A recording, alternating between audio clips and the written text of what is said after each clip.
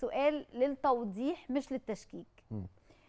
ايه الحاجات اللي بتوثق رحلاتك؟ يعني مثلا هل الجي بي اس، هل مثلا السترافا ابلكيشن، او مثلا صور بتواريخ، ولا ناس بتبقى معاك بتصور؟ عشان المشاهد واحنا برضو يبقى عارفين انت ازاي بتوثق الرحلات دي.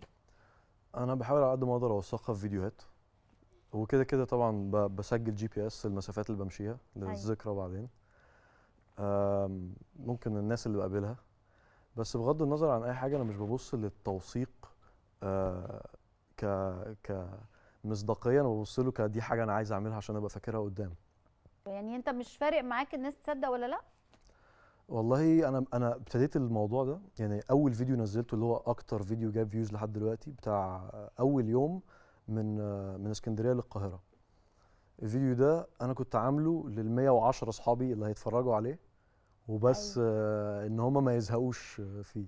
اللي مشيت فيه على البحر ووقفت عند بداية الدائري اعتقد. دي ايوه دي أيوة. مشيت من البحر لحد الدائري. ايوه. أيوة. دي كانت اول رحلة، ولا دي كانت بعد قد ايه من بدايتك؟ دي كانت بعد 5 سنين.